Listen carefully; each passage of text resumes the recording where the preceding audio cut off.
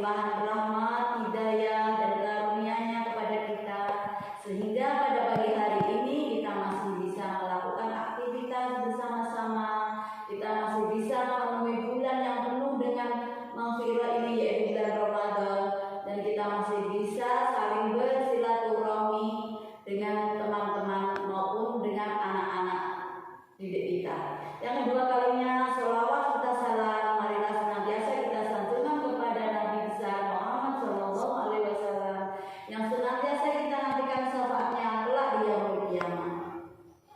Teman-teman semua yang dirahmati Allah, pada pagi hari ini izinkan saya menyampaikan sejenak tentang kematian. Allah menciptakan segala sesuatu di muka bumi ini secara berpasangan. Allah menciptakan penyakit, tapi Allah juga menciptakan obatnya. Begitu pula dengan kehidupan ini. Allah memberikan kehidupan, tapi Allah juga memberikan kematian. Semua makhluk hidup yang ada di dunia ini pasti akan mengalami kematian.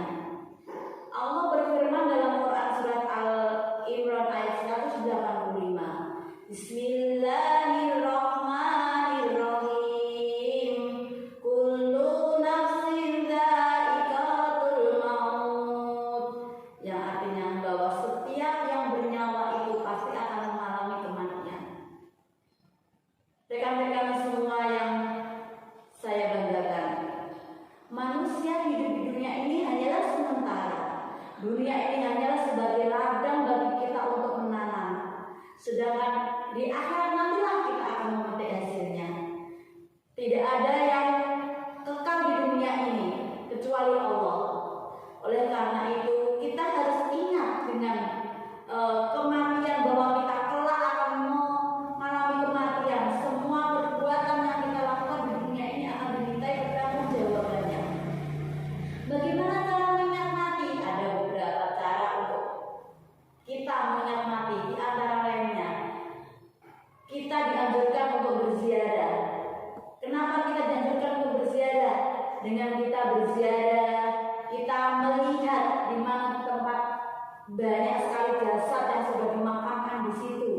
Kita akan ingat, oh iya, suatu saat saya pun akan terwujud di situ. Saya pun akan tinggal di situ. Tempat kita rumah kita yang kedua setelah di dunia, kita akan dimasukkan ke dalam lubang yang sangat sempit, yang gelap, tidak ada temannya, kita hanya di bawah yang kita buat selembar kain.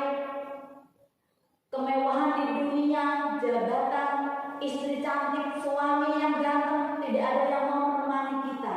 Nah, maka dari itu teman-teman, kita harus mempersiapkan bekal yang akan kita bawa kelak untuk menghadapi kematian itu. Rasulullah bersabda yang diriwayatkan oleh Bukhari, yang artinya, sesungguhnya tiada Tuhan selain Allah, dan di dalam kematian itu ada rasa sakit. Dari hadis tersebut menjelaskan bahwa orang saat menghadapi sakaratul maut itu berbeda-beda. Saat sakaratul maut menjemput kita, mata kita terpejam, tubuh kita kaku, badan tidak bisa bergerak apa-apa, kita hanya terbujur pasrah. Kita maut yang menjemput kita sudah tidak bisa dinego lagi, sudah tidak bisa dimusyawarahkan lagi. Jika Allah sudah menghendaki kematian seseorang, maka terjadilah. Adapun caranya kita supaya kita dalam menghadapi kematian nanti kita bisa menghadapi kematian dengan husnul khotimah, antara lain yang pertama, kita bisa mempersiapkan, kita memperbaiki ibadah kita rajin bersedekah, silaturahmi juga harus kita sambung, jangan sampai kita memutus silaturahmi. Sholat kita harus jaga, karena sholatlah nanti yang pertama kali akan dihisab oleh Allah. Apalagi di bulan puasa ini, puasa itu juga harus kita jaga, karena ibadah puasa ini nanti Allah yang langsung menilai. Dalam puasa ini, ibadah puasa ini tidak boleh dicampur dengan macam-macam, tidak boleh dicampur dengan hawa nafsu dan sebagainya. Sedangkan kalau ibadah yang lain mungkin masih bisa dicampuri dengan nafsu, tetapi kalau puasa ini tidak bisa. Ada pun kematian yang sangat menyakitkan, itu yang disebut dengan su'ul khotimah. Itu ada beberapa hal yang menjadi penyebabnya, yang antara lain yang pertama, orang yang suka minum khamr. Nah, orang yang minum khamr, khamr itu dalam Al-Quran sudah dijelaskan, dalam hadis juga ada bahwa khamr itu minuman yang haram, minuman yang memabukkan. Maka janganlah sekali-kali kita untuk meminumnya atau melanggarnya. Terus yang kedua,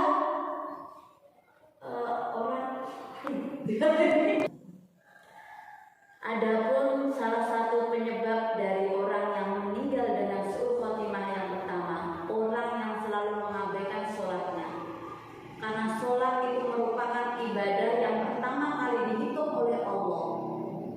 Maka kita harus menjaga sholat. Jika sholat kita itu bagus, insya Allah ibadah-ibadah yang lain pun akan ikut bagus.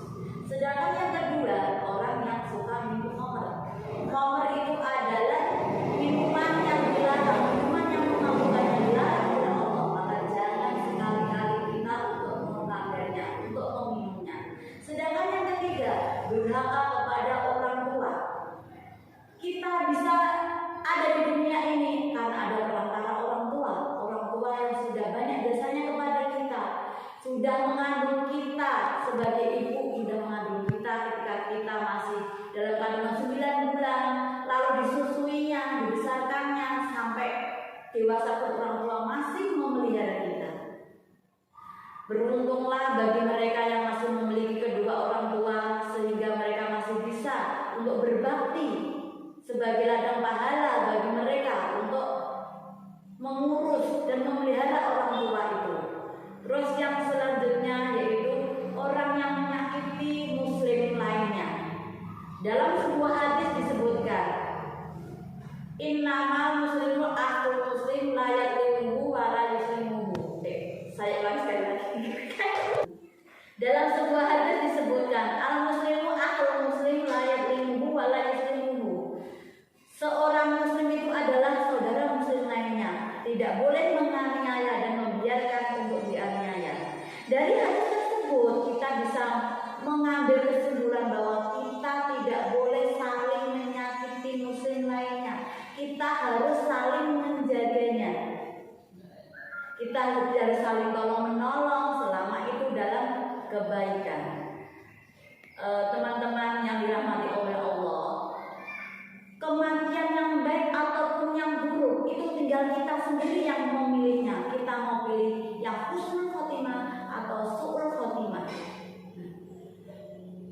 Adapun cara manfaat kita mengingat kematian itu antara lain hikmahnya, yang pertama, kita harus bisa lebih meningkatkan ibadah kita.